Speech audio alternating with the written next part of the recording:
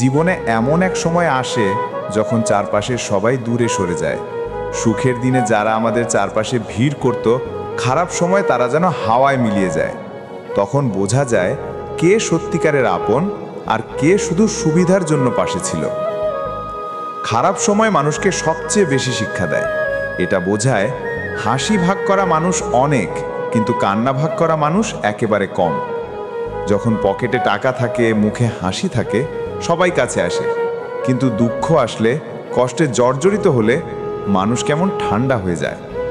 কেউ খোঁজ নেয় না, কেউ পাশে দাঁড়ায় না, বরং কেউ কেউ আমাদের ব্যর্থতা নিয়েই আনন্দ পায়।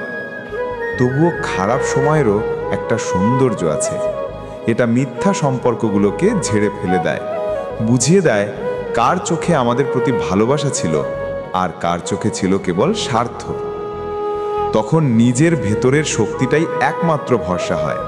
নিজের উপর বিশ্বাস রাখলেই মানুষ আবার উঠে দাঁড়াতে পারে। অনেকে বলে ভালো মানুষরা একা থাকে। সত্যি, খারাপ সময়ে যে মানুষটা একা লড়ে যায় সে পরে পাহাড়ের মতো শক্ত হয়, কারণ সে জানে পৃথিবী কাউকে বিনা কারণে সাহায্য করে না। নিজের কান্না নিজের ভেতরেই চেপে রাখতে হয়, নিজের ঘাম দিয়েই নিজের ভবিষ্যৎ গড়তে হয়।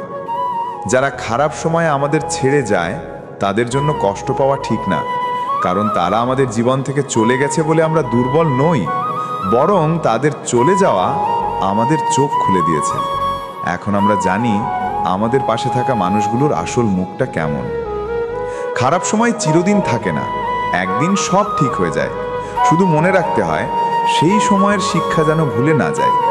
যেদিন সুখ ফিরে আসবে সেদিন যেন ভুলে না যায় সেই কষ্টের দিনগুলো, সেই একাকিত্ব, সেই অশ্রুর রাতগুলো। কারণ ওই সময়গুলোই আমাদের মানুষ বানায়, আমাদের মনকে শক্ত করে, জীবনকে বুঝতে শেখায়।